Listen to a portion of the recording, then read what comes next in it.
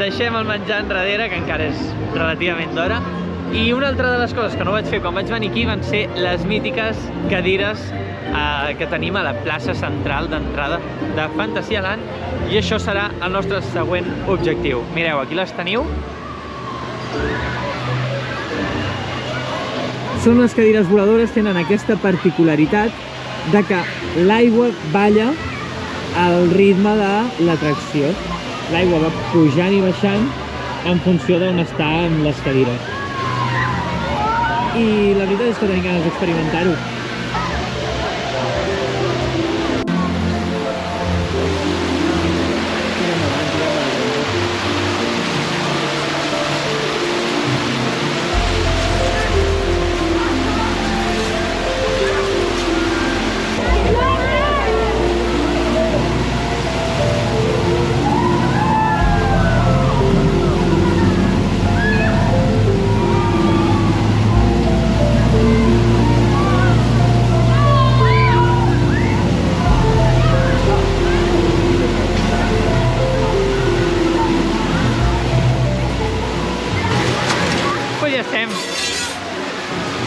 Sortim de les cadires. Ja hem sortit de les cadires i les vistes des de dalt de la Main Street. La Main Street de Fantasyland és supercurta, no sé quants metres deu fer, però són 5-6 botigues a banda i banda, però és preciosa i vista des de dalt.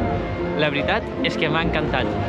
Molt divertida, molt refrescant l'atracció. He de dir que no mulla, tens com l'aigua que et va esquitxant i és molt refrescant, molt còmode, notes l'aire. Ha estat molt bé i la veritat és que m'ania molt de gust fer-la, perquè sempre quan veig vídeos de Fantasyland veig aquestes cadires voladores que des de fora són xulíssimes i estic content d'haver-les pogut provar.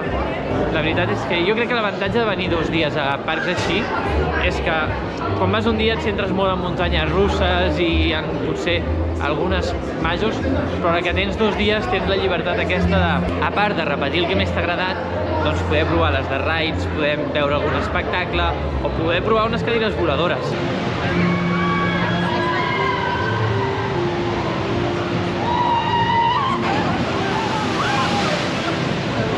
I bé, ara sí que ja no podem aguantar més, ens n'anem directament cap a la zona de Klugheim perquè ha arribat el moment de tornar a provar Taron.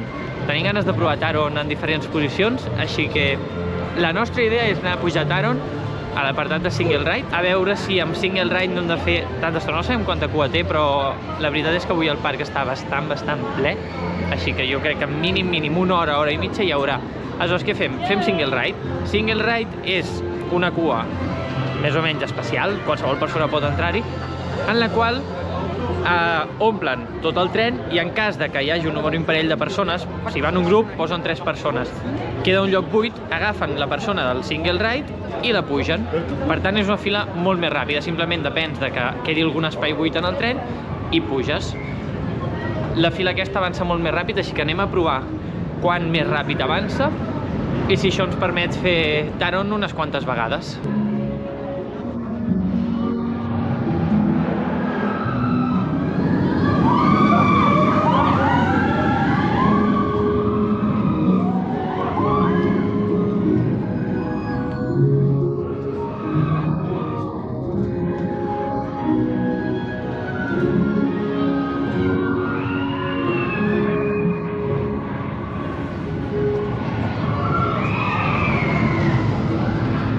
I tornem a entrar a aquesta àrea de Klugheim, que la veritat és espectacular. Quan veus aquí tot aquest entramat de vies i sents la gent cridar, sempre hi ha 2 trens de Taron al recorregut. Si ets amant de les muntanyes russes, és espectacular.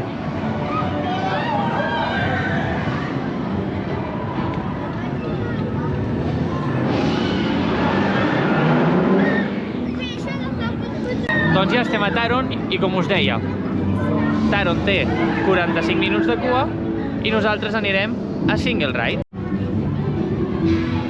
Ara mateix són les 12:56.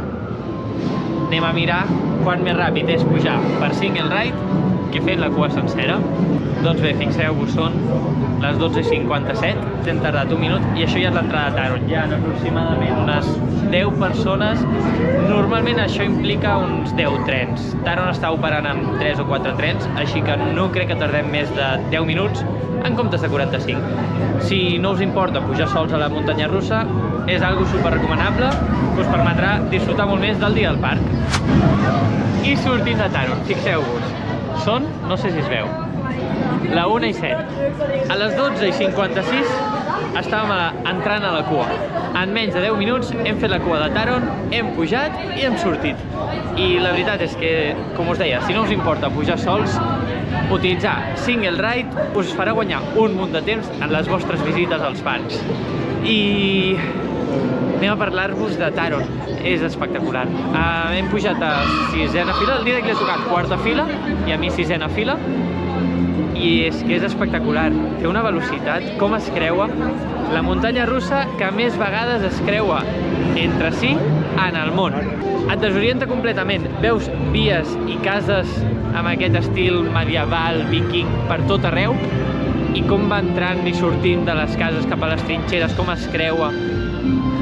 I a banda d'això, cal destacar que té ritme tota l'estona. Al ser una multilaunch, té 2 llançaments, va ser de les pioneres en aquest sentit. Al final de l'atracció arribes encara amb una velocitat trepidant d'inici a fi. I bé, amb aquesta estratègia el nostre plan és pujar a Taron unes quantes vegades en diferents posicions fins l'hora de dinar. Sie können diese Gegenstände vor der Gepäckablage im Bahnhof verstauen. Achten Sie darauf, dass Ihre Taschen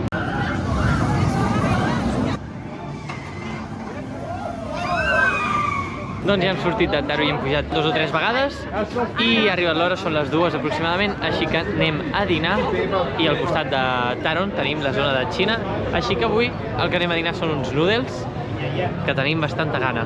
Ja tenim el nostre dinar, ens hem quedat aquí a la Xina, mireu, estem com en un pati just al mig de l'àrea de Xina, que la veritat és que és superbonic, tenim un parasol així que no ens toca el sol, i el que us volia explicar és que el menjar Fantasyland no és com tots els parcs, que té un preu desorbitat, així que us vaig ensenyar el que m'ha costat a mi el meu dinar. Jo m'he agafat un pollastre al curri amb noodles i una Coca-Cola. I aquest menú té un cost de 11 euros. És veritat que no és extremadament abundant, però et dona per dinar tranquil·lament al parc. Al final el parc tanca a les 6 i després ja et pots fer un bon sopar. Aleshores, jo us convido que proveu el menjar del parc. La veritat és que cada àrea té menjar temàtic, teniu molta varietat, segur que trobeu alguna que us ve de gust i, com us dic, el preu no és gens abusiu. Doncs bé, ara sí, ja hem dinat, la veritat és que està tot boníssim, estem super tips i el proper que farem serà Colorado Adventure, el tren de la mina, que ens va deixar un regust agredolç perquè el recordava super divertit i simplement va estar molt bé. Li anem a donar una altra oportunitat, ara amb la panxa plena, i anem cap al tren de la mina de Fantasyland.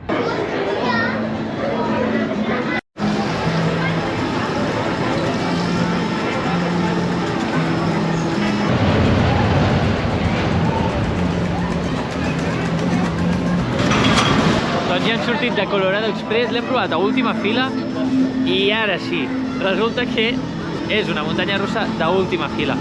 És molt més intensa, portes la inèrcia a totes les baixades de tot el tren i molt divertida, l'hem disfrutat molt. Avui sí, la veritat és que surto molt més content perquè tenia molt bon record d'aquesta muntanya russa. Me'n recordo que l'última vegada que vaig venir aquí a Fantasyland va ser l'última, la vam repetir com 3 vegades perquè ens va agradar molt. I avui a última fila ha complert les expectatives. I ara anem a fer una caiguda controlada que tothom en parla superbé, que es diu Tikal.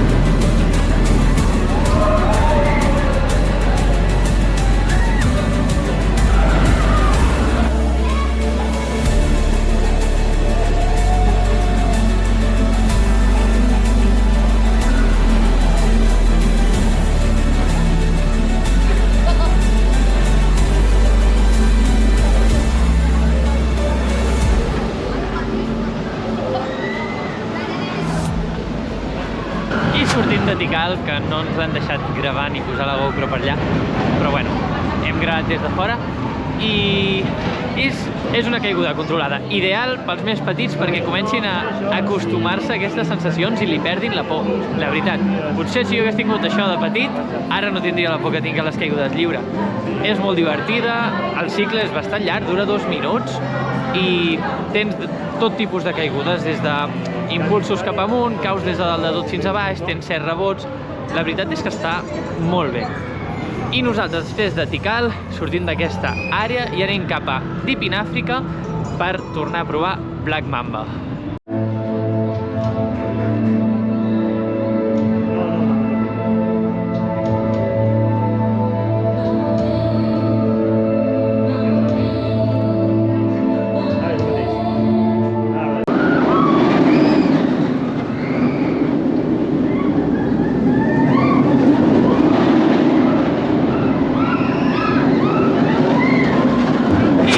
També de Black Mamba. La veritat és que ens pensàvem que hi hauria més gent avui i no n'hi està havent tanta.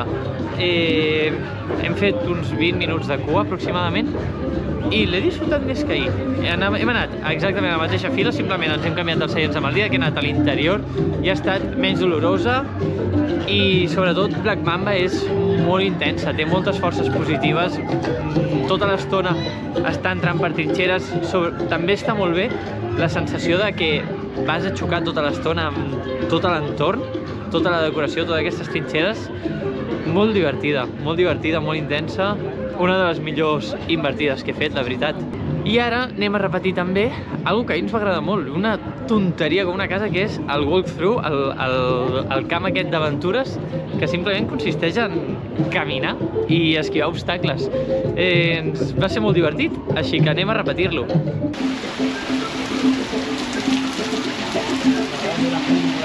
No!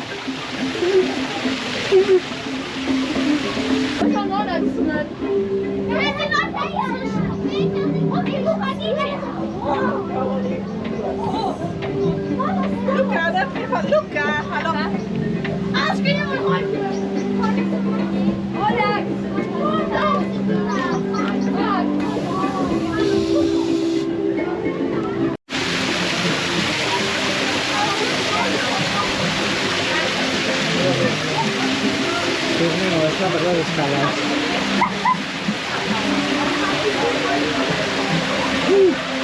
Patina.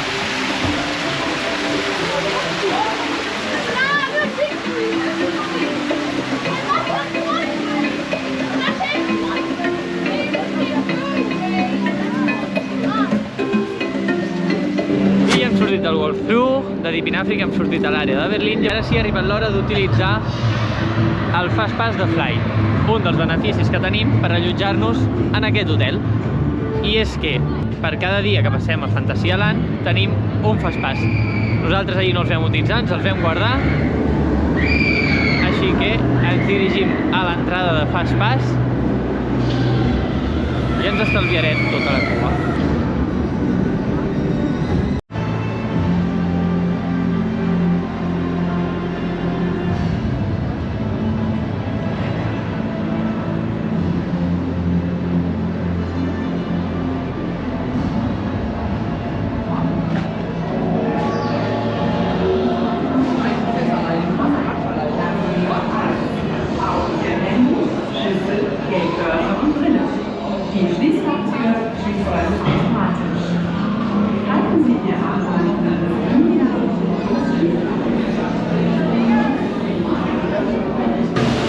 Després de pujar Fly, una cosa que tenim ganes des que hem pujat a Mauso's Chocolate és a menjar-nos un gelat. Així que això és el que anem a fer ara.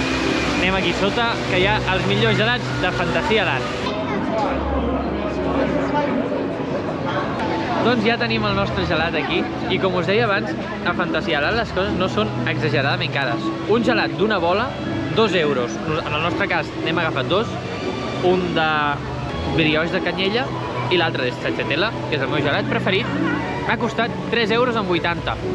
Tenint en compte el lloc que estem i el bo que està, la veritat és que no em sembla gens car.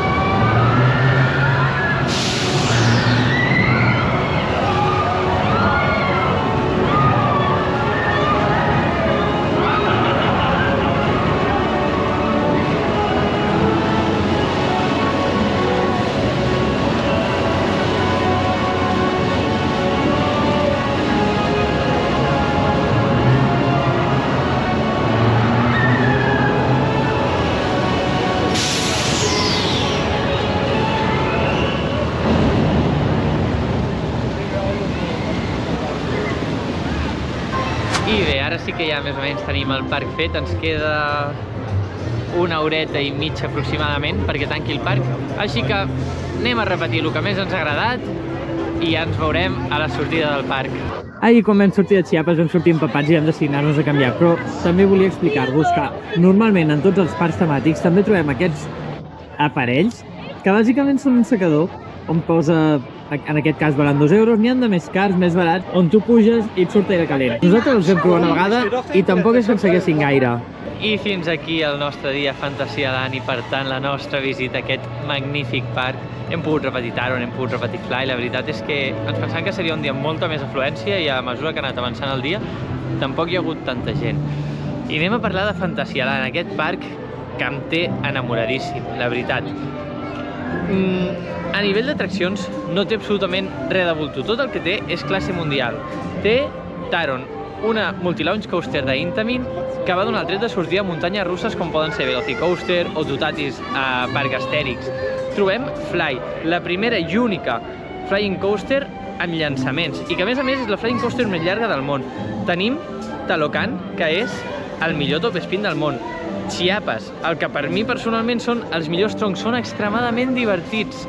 No té absolutament cap atracció que diguis no hi encaixa. Realment és un parc excel·lent. A banda d'això, a nivell de tematització, hi ha molts pocs parcs que tinguin aquesta qualitat. A cada zona temàtica trobem menjar d'aquella zona. Tots els treballadors van vestits i customitzats igualment d'aquella zona. Realment és un parc fantàstic. Hi ha molta gent, avui, tot i que les operatives han sigut excel·lents, hi ha molta gent i el parc està super net. I realment, si a tot això li afegim que el parc està just a mitja hora, 45 minuts de Colònia, és molt fàcil de visitar. Així que ja ho sabeu, si mai veniu per Colònia, esteu per aquí prop, veniu a visitar Fantasialand. I des d'aquí, al carrusel on començàvem ahir, ens despedim. Però el viatge continua. Ens veiem. Adeu!